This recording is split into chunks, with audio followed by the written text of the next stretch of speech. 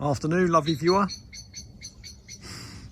Well, as you can see, the snow's on the ground, but I wanted to do a quick video today. Donna's cleaning the car. I wanted to do a quick video today of the different methods of planting roses and the roots of roses, because over the last few years I've planted many roses and I've had occasion to dig up many roses or unpot many roses, and I am seeing consistencies, similarities in the roots dependent on what method I've used for planting the roses. And I wanted to start off with this rose here. This is Rose Lark Ascending, and you saw me unpot it in the last video. Now this was a rose, when you saw me unpot it, the moisture level inside the pot was just perfect enough for that compost to break off from around the roots without damaging them. And it was a rose that was planted in 100% compost. Now when I broke that compost off, I was surprised that the root ball wasn't bigger. It had been planted, I said 4 years, it was 3 years. It was actually 3 years in a pot. And yeah, I was surprised the root ball wasn't bigger. And that root ball was made up solely of the microfiber, hair thickness sort of roots. That's all that was within that pot, just the microfiber roots. Now, those roots, they are important. Those microfiber sort of hair-like roots, they're the roots that do all the drinking and get all the nutrients. So those roots, they are important, but there was nothing substantial in that pot at all after 3 years. Now, other roses that I've planted in the last few years, I've used a mixture of that same compost together with John Innes number 3, which is a loam based compost. I believe it's made up of clay, sand and peat. You know, a bag of John Innes number 3, very, very heavy. I've used a 50-50 mix. I've mixed it up and then I've put the 50% compost, 50% John Innes number 3 in the pot. And when I've unpotted these roses, I've seen a very different makeup in the root structure of these roses. And you have to bear in mind that the rose breeders, they all tend to use the same rootstock. So whether you're talking about the separation between roses, you know, beneath the soil, it's all the same rootstock most of the time. And you know, that's regardless of variety of rose beneath the soil, it's the same rootstock. Now when I've unpotted these roses where there's been a mixture of compost and John Innes number 3 or compost and topsoil, 50-50 mix, I'm seeing much more substantial roots, a mixture of the thicker sort of stem-like thickness roots, as well as that microfiber stuff. And when I'm seeing these root balls, they're much bigger than I was anticipating. Some of these roses have been root bound after just 1 year. And like I say, that is a mixture of both big roots and the microfiber roots. Now there are videos on YouTube that tell you to dig a hole that's 2 foot wide or 3 foot wide by 2 or 3 foot deep and then backfill with 100% compost. Now that is something that works, it's something that I've done, but I'm seeing the same thing when I'm digging these roses up after 2 or 3 years. I'm seeing a smaller root ball, that it just contains those hair thickness roots. Now David Austin, they say to plant a rose, you dig a hole that is twice the size of the pot, and then you backfill with a 50% mix of topsoil and compost.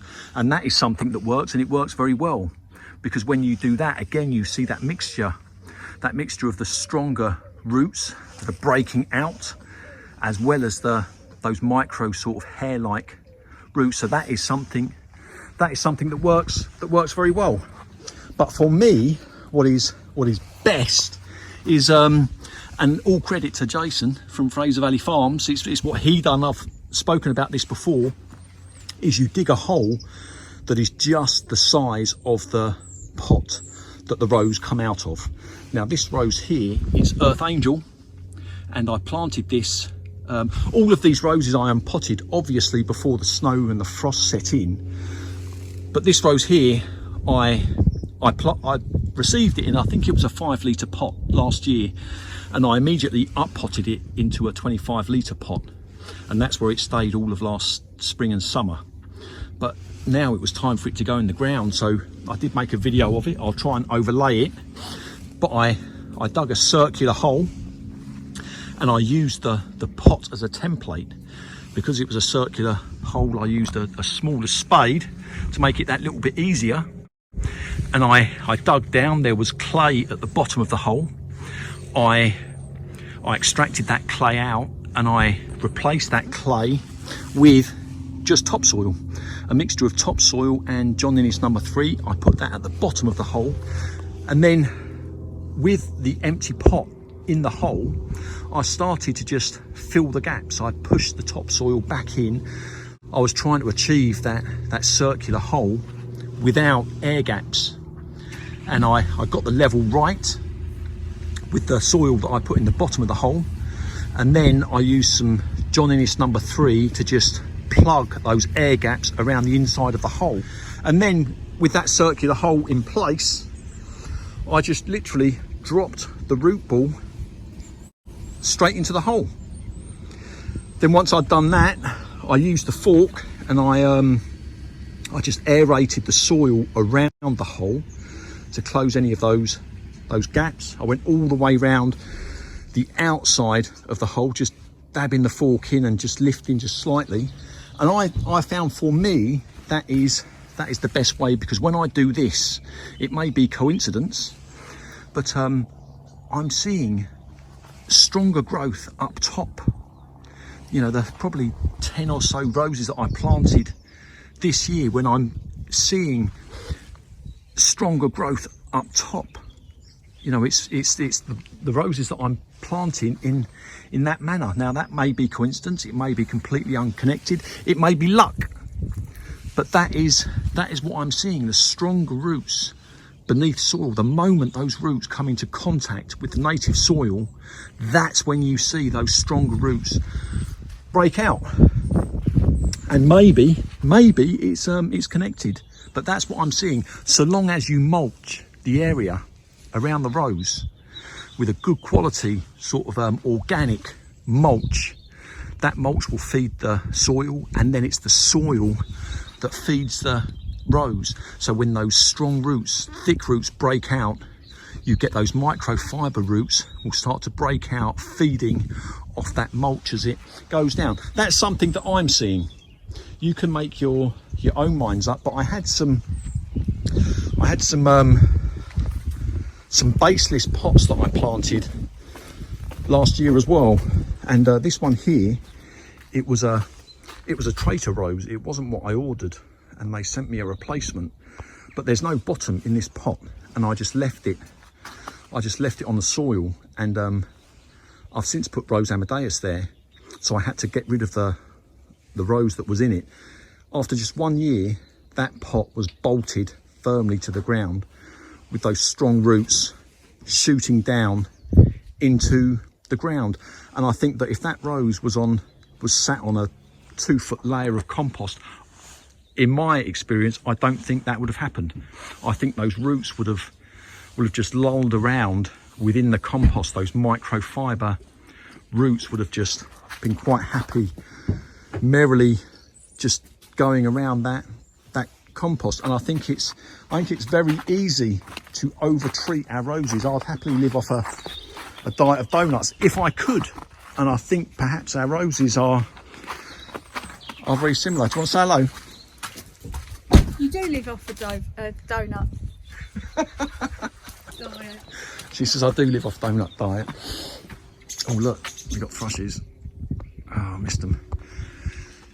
Yeah, so that's my findings. Like I say, this wasn't my idea. Jason from Fraser Valley Farms, they're all experts. David Austin, Jason, they're all experts, but in my humble opinion, and I don't want to come across as being an expert, but I am someone who has planted many roses over the last few years and had occasion to dig them up, and I am certainly seeing a difference to the roots in the roses dependent on how I've planted them. And in my limited experience, this is the best way how I've planted this. And whether it's coincidence or not, I don't know, but surely to see a blend of those strong, powerful roots that break out, that break into the native soil and go in search of those nutrients whilst being fed from above, that is what I am seeing is the best way. But we're at 11 minutes now. Gav, you wanted a video. Here it is. My hand is freezing. I'm going to leave you with the view. Yeah, if you're thinking about unpotting your roses, oh, in fact, there's just one last thing I want to say, and that is, and this turns things on its head now, it's the rose pots that cost the money. Now, if you're looking at planting a rose in a pot and you don't want that extensive sort of root system, and then maybe it's something for you to consider to plant it in 100% compost. It's something I've done, it works. It's up to you.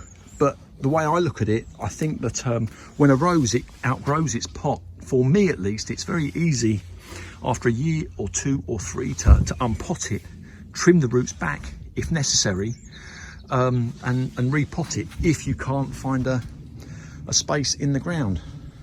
But my viewer, I'm now definitely going to leave you. We've got Christmas coming up, but I'm going to leave you with the view. Right, lovely viewer, I hope you have a lovely day.